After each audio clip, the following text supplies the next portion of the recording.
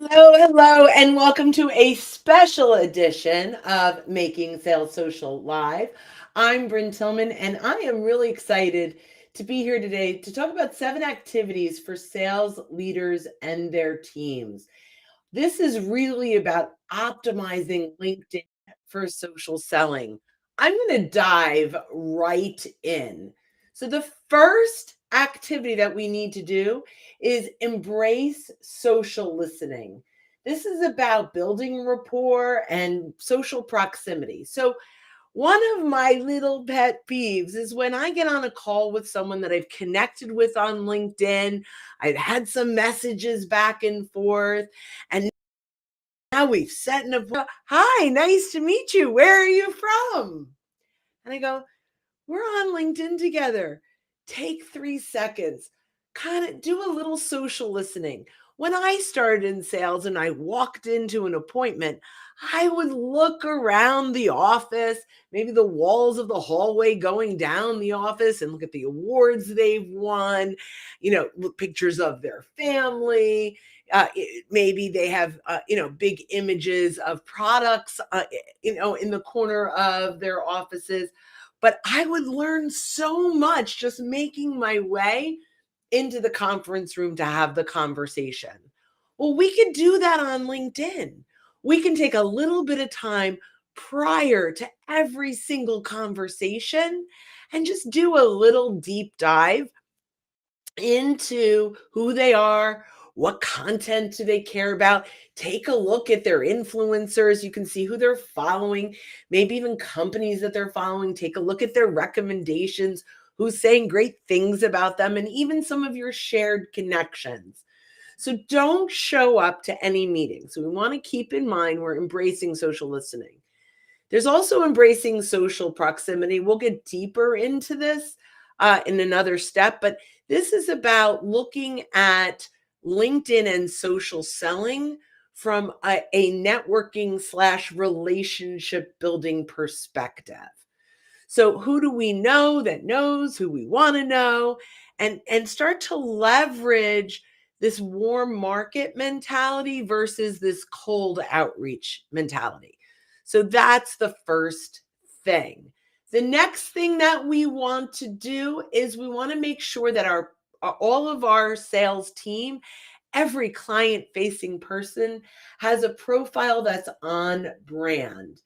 If they are in a business development role, we want to make a shift in their profile from resume to resource. Lots of these folks are going to have people visiting their profile, vetting them before meetings.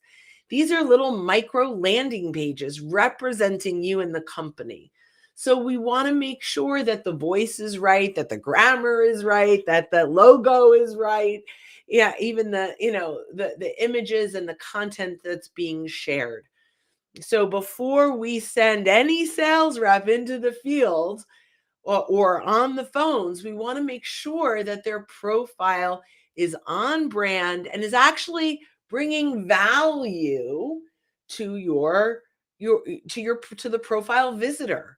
Right? The job of our profile is to help us convert a visitor to a conversation. Our content can do that, our engagement can do that. But this landing page, if they show up and this is boring resume, this is, my years of experience, even my personal passion, yeah, they'll care about you, but not at the top of the funnel. They'll care about you and what you stand for a little bit further down. But when they get here, make sure that we have really great resources in the featured section, that the about section isn't your mission, your vision, your passion, but it's about the challenges that your prospects face, some really good insights that get them thinking a little differently about their current situation. And you'll hear that again when we talk about content. But ultimately saying, man, if I can learn this much from a profile, imagine what a conversation with this person will be. It's really a big deal. Next, number 3, they have the right mindset and approach. If they're going at LinkedIn like cold calling, or they even are trying to use automation, please, no automation. They're going to actually do the exact opposite of what they're looking to achieve. We have all been victims of the connect and pitch. So we want to make sure that the sales reps have the right mindset, that they're coming at this from a value-driven perspective, that they are looking at their LinkedIn activity very similarly than as they would if they were in a networking meeting. In fact, we often say, treat the person on the other side of the message the same way you would on the other side of the table. So if you're like, I, want to talk with 100 people today, it's like walking into a networking meeting with a huge pile of business cards, walking around saying, hi, I'm Bryn, I'll take your card. Hi, I'm Bryn, I'll take your card, right? And now I have tons more cards, but no rapport building, no relationship. No one will even remember me unless it's a little bit like a laughing stock, right? So we want to make sure that we are in this. One last mindset that I think is so, so valuable for people to in fact, I recommend folks put it on a Post-it note and stick it on their monitor. Detach from what the prospect is worth to you and attach to what you are worth to the prospect. So why does that matter? We're not showing up here thinking, I got to hit my numbers. I got to get my commission. I got to make my sales. I got to fill my pipeline. We're out on LinkedIn saying, I want to bring value to my network.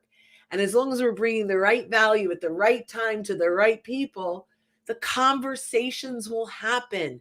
Trust-based conversations will happen without being salesy.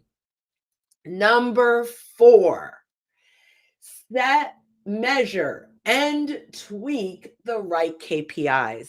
Sales leaders, we are so stuck in the old-fashioned like reverse timeline down, how many calls do we have to make to get how many conversations? When we get stuck in that kind of that cold calling KPI mentality, we lose all the rapport and relationship building benefits here. So the KPIs that we should be looking at, the success of social selling is how many new conversations are we having with the right people around the right topic. That is the result KPI that we want to look at. And then we really need to back in what activities are going to get us there. And the activities that get us there are not going to be mass connect or mass messaging. We need to earn the right to get those conversations. So it has to be insights, value, conversation starters, not, hey, we help companies just like you, or, are you open to getting new clients? Or, right, like that. We are so over that as consumers. And, every time I get, are you taking on new clients? I just like want to, no, I don't want any new clients ever again. I mean, it's such a silly question. Almost everyone is taking on new clients, but it's manipulative. And we don't want that. That's not how we build relationships or we get conversations. So really important. Number 5, access to social selling content. While you may not want your sales reps creating content, they need content that helps them to convert their connections to conversations. And social selling content really is going to fall under, let me just say, there's 5 points. I kind of touched on it in the profile. We're going to touch on it again. 5 points that content needs to have in order to be social selling content. Caveat, not all content is social selling content. This is not the formula for all content. This is the formula for the content, preferably evergreen content that your reps can use over and over again for each persona that they're reaching out to or each industry, that hits 5 points. Number 1, it resonates with the buyer immediately. So for example, this particular live or podcast, this episode is 7 social selling activities for sales leaders and their team. Now, we've got lots of people that are listening live, and we're going to have lots of people that are watching and listening to this in replay. But the goal here was to attract sales leaders. Now, if other people come, that's great. I hope you're having fun. But if you're a sales leader, you probably said, yeah, I'm going to listen to this or show up and watch this live because it resonates with me. Number one. Number two, creates curiosity. Hopefully, 7 social selling activities was enough to say, I'm curious, what are those activities that will get my team successful? Then when you get in, I have to teach you content, insights that you didn't think about before. They have to be new and innovative, because if I sound like everyone else, you're going to leave early. My numbers will go down quickly, or you'll stick around and go, oh, that was a good idea. I'm ready for the next one. You also have a good idea that there's 7. I'm on 5 right now. There's only 2 more. It's worth hanging out for. Right? But I have to earn that right by providing value and insights in around ways that you didn't think about this before. The next one, 4, is I have to get you thinking differently about the way you're running your business today. So you have to get social selling content when you offer insights. The key is that you are shifting the mindset of your buyer, that they're going, I never looked at it this way before. And boy, that would be really helpful if we did things that way. And if you can do that, then we create number 5, which is a compelling moment. A like, a comment, a connection request, an acceptance of a connection request. Ideally, when we move them from lurker to engager, when they make a move, we now know who they are and we can start a conversation with them. If they don't respond, if they don't engage on the content, or if they don't, we will never know if they don't even respond to us sharing it, asking if they'd be interested in it, because our topic doesn't resonate or create curiosity. We're working for, kind of spinning our wheels. So it's really important that we've got the right content that creates the right action. So if we are looking for engagement, we need to have social selling content. And as sales leaders, we have to make sure that we're working with our marketing team to make sure that we have that available for all the personas and all the industries. Number 8, connecting with clients and prospects. I am blown away at how many conversations one of my new clients has that, and I'm like, are you connecting with the people you're talking to every day? He said, no. I said, well, how many people are you talking to every day? He's like, 3 to 5. Connect with them all. There's nurturing opportunities. There's warm market opportunities. There's networking opportunities. They're going to change jobs someday opportunities. You want to connect with everyone you're having a conversation with, all those right people. Absolutely essential to success here. So make sure you're connecting. Go through your CRM. Look at all of your business cards. Pull out the business cards with the rubber bands in the corner of your desk and start looking through them and see who here should I be connecting with. It's really important. And number 7, mine your connections. So this is identify your first degree connections, right? Take inventory and then find out who some of them know. So take inventory. You can export your connections, or you can search your first degree connections by industry, by title, by geographic location. Yes, in the free, we can do that. And we can build a list of all of the first degree connections that are past clients, current clients, prospects, referral partners, centers of influence, people that we want to start conversations with, people that we have been ignoring. Right. And then we're going to decide, how are we going to engage? Are we going to send them content? Are we going to ask them to vote on a poll? Are we going to ask them for a quote in an ebook that we're writing? There's so many ways to engage these folks and start trust-based conversations without being salesy. But the next thing we want to do, especially with our centers of influence and our clients, is we want to mine their connections. Take a look at who they know that we want to meet. And we reach out and say, Ms. Client, I've so enjoyed working with you. I'm glad we've been able to help you do X, Y, and Z. Such a absolute pleasure. I'm not sure if you know, but the way I've typically grown my business has been from introductions and referrals from my happy clients. I happen to notice that you're connected to quite a few folks on LinkedIn that I'd love to get in front of. Would you mind if I ran these names by you? Notice I'm not asking them for introductions. I'm just saying, can I run these names by you? Now, maybe there's 20, 25 names, and it's whittled down to 4 or 5. And we've got 4 or 5 names that they go, these would be great for you.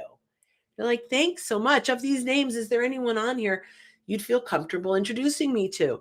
These 2, thank you so much. When I reach out to the other 3, is it okay that I mention you're my happy client and that you thought it made sense for me to connect? Great.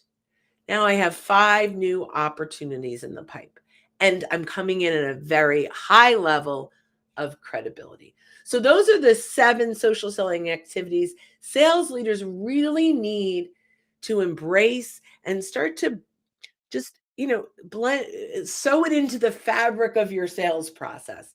We're not taking over the sales process. We're not saying stop everything, but make sure that you are leveraging your social proximity, your relationships to start more trust-based conversations without being salesy. I'm going to hop into the questions, into the Q&A.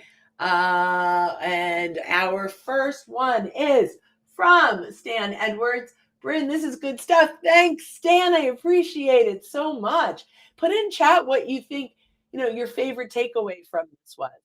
And Kevin says, great point. And we have an anonymous LinkedIn user. And I look on my other device, I see it's Michael. Michael, you have to change your settings so I can see you, but that's all good. Trust-based conversations. Yes, so important. So if you guys have any questions or you want to talk about any of your takeaways, I just kind of want to round this out by saying we should not be engaging in random acts of social selling. We really need to be conscious about the activities that we're doing and that it's driving the right results, the right engagement, that we're not just out there doing it for the sake of doing it, right? That we're out there with purpose. Oh, hello, my friend, Don Chester. It says, Brenda, is always great info and also a great example of how to put together content and put it out to prospects to get them engaged. Content. Yes, fabulous. And I think we have another LinkedIn user. I have to look down to see who this might be. It could be Dave Mentel. I'm impressed with your efficiency. I had the entire hour set aside. Thank you.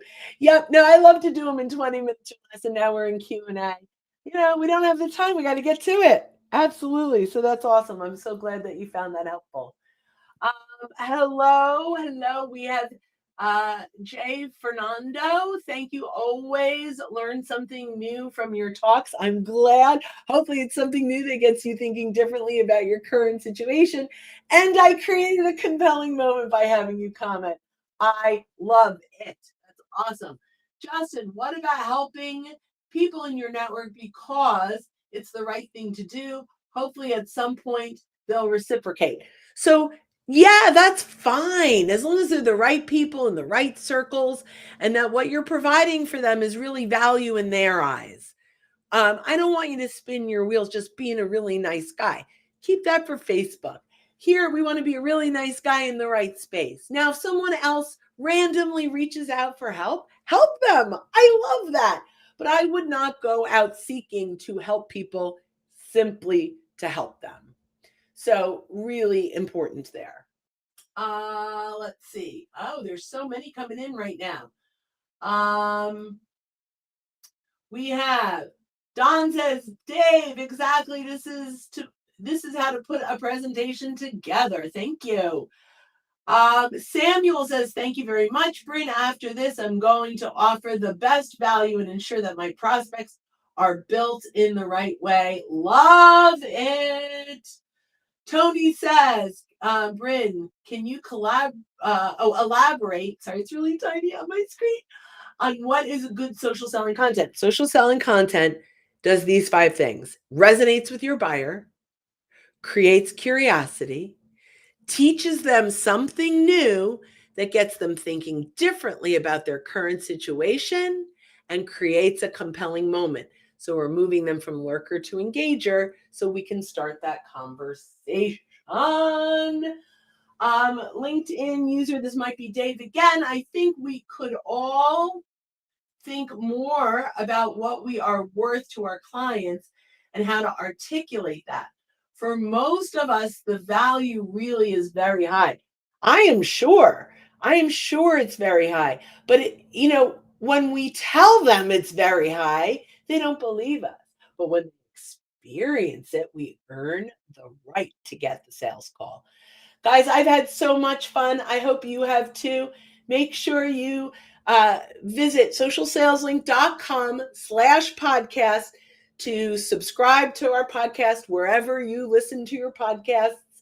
And then go to socialsaleslink.com/library, where you can get all of our everything, ebooks, webinars, lots and lots and lots of content. And then wait, I have one more. We'll do one more. Can you please, let's see. Can you please send out those 5 progressive points? Kevin, drop me a message on LinkedIn and I will get them to you. And I may actually create an ebook out of it now. So guys, thanks so much. If you're watching live, have a wonderful weekend. If you are listening in replay, have a wonderful day, whatever day it is. And we really appreciate you hanging out with us.